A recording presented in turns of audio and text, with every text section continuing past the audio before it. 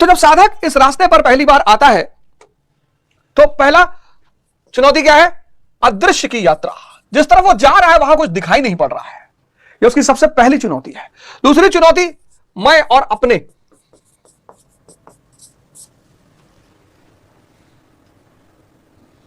मैं और अपने पर प्रहार।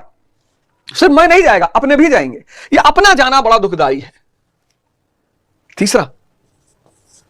तीसरी चुनौती, अर्जुन कह रहा है कि महाराज, 38वां श्लोक, अब देखना तीसरी चुनौती क्या है। 38वां श्लोक अर्जुन कह रहा है, यद्यप यते न पश्यन्ति लोभोपहत चेतसा कुल क्षयकृतम दोषम मित्र द्रोहे चा पातकम। यद्यपि लोभ से भ्रष्टचित हुए ये लोग कुल नाश के दोष और मित्र द्रोह के पाप को नहीं देखते हैं। कौन लोग? कौरव। कह रहा है ये तो पागल है, ये गलती कर रहे हैं। हमें घर में सिखाया जाता, हमसे घर में बताया जाता है कि तू तो समझदार हो। बहुत सारी घर में ऐसी घटनाएं घटती हैं जब हमसे यह कहा जाता है, हमारी छोटी बहन ने हमसे झगड़ा कर लिया, हमने ही पलट कर उससे झगड़ा कर लिया, तो घर वाले क्या कहते कि तू तो नादान है, वो तो बेवकूफ है, वो तो पागल है, तू तो समझदार हो। अर्जुन कह रहा है ये कौरव, ये तो बेवकूफ है। आपको भी पता है कितनी जाहिलियत वाली हरकतें की इन लोगों ने। देखिए, जो चीज आपके जीवन में घट रहा है वही चीज अर्जुन दोहरा रहा है, लेकिन आपने इसको कभी गले से नहीं लगाया।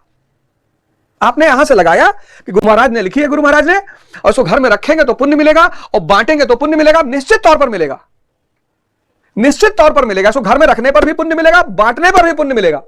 इसको घर में रखने पर भी पुण्य मिलेगा, इसको बांटने पर भी पुण्य मिलेगा। 30%। ये 30 100 में कैसे बदलेगा?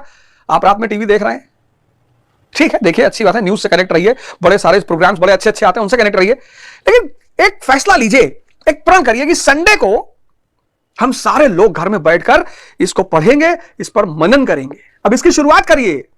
आपके घर में जो आए उस पर चर्चा करिए, गुरु भाई गुरु बहन जो मिले उस पर चर्चा करिए कि यार उस श्लोक का क्या मतलब है, यार उस श्लोक, तब ज्ञान भी की भी वृद्धि होगी और यहीं से 30 बदल जाएगा 70 में। मुझे अच्छी तरह याद है जब सन 1980 वगैरह में हम नाना के यहां जाते थे तो यही सब होता था। बड़े मामा, छोटे मामा, नाना सब बैठ के रामचरितमानस के दोहों पर चर्चा करते थे कि मनुष्य को सिर्फ डिग्री की जरूरत नहीं है, शौर्य की जरूरत है, धैर्य की जरूरत है। बोले कहां लिखा है? बोले रामचरितमानस में लिखा हुआ है। लंका कांड, सौरज धीरज तहिरथ चाका सत्यशील ध्वजा पताका। छोड़ दिया लोगों ने।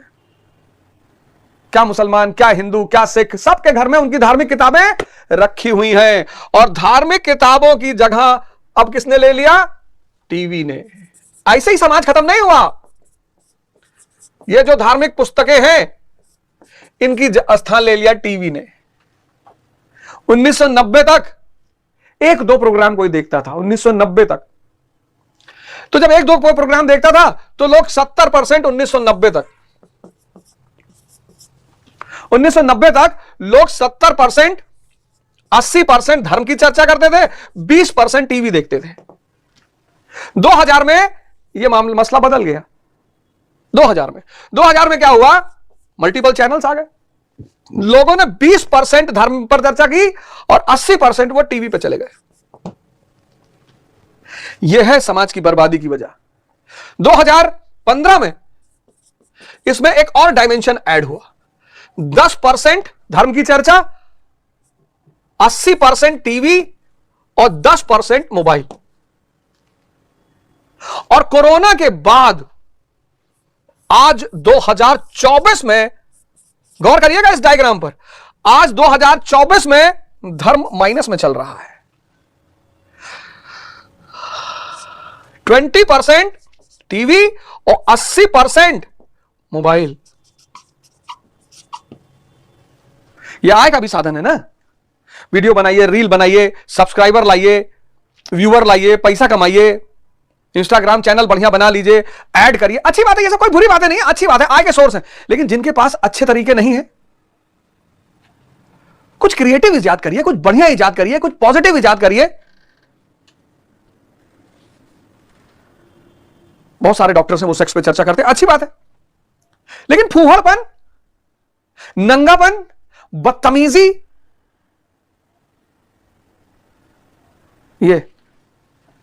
ये है, ये डायग्राम आपको बताएगा इस समाज की बर्बादी की वजह। गौर से देखिएगा इस डायग्राम को। धर्म, धार्मिक पुस्तक और टीवी। तो 1990 में 80% धार्मिक पुस्तक पर चर्चा, 1990 तक 20% टीवी। एक दो सीरियल आदमी देखता था, चित्रहार देखता था, संडे को पिक्चर देख लेता था। 90 के बाद लिबरलाइजेशन आ गया, तो 20% धार्मिक पुस्तक, 80% टीवी। हमारे दोस्त हैं फजल भाई, तो उनके एक रिलेटिव हैं प्रधान जी कहते हैं सब, तो टीवी नहीं लगने देते वो घर में। फिर 2015 में 10% धार्मिक पुस्तक, 80% टीवी, 10% मोबाइल, और 2024 में धर्म माइनस में चला गया। 20% टीवी, 80% मोबाइल। रात रात भर लोग देख रहे हैं, रात रात भर। यह चित्र आपको बताएगा कि यह समाज क्यों विध्वंस की तरफ जा रहा है। धर्म क्या करता था? धर्म आपके मनन की क्षमता को बढ़ाता था, सोचने की क्षमता को बढ़ाता था। धर्म आपके मनन की क्षमता को बढ़ाता था, सोचने की क्षमता, कनेक्ट करने की क्षमता को बढ़ाता था, आपको आदर्श के रास्ते पर ले चलता था कि पत्नी को मारना नहीं है, भाई का हिस्सा हड़पना नहीं है। जब धर्म गायब हो गया, अब कोई दबाव ही नहीं है। अब कौन भाई, कौन पत्नी, कौन बेटा, कौन बच्ची, यही तो है घोर कलयुग। और ये टीवी और मोबाइल, ये आपके मनन की क्षमता को मार रहे हैं, आपका आदर्श ही बदले दे रहे हैं। भाई आपका आदर्श कौन होना चाहिए? गुरु नानक देव जी, श्री राम, श्री कृष्ण, हजरत मोहम्मद, जीसस क्राइस्ट।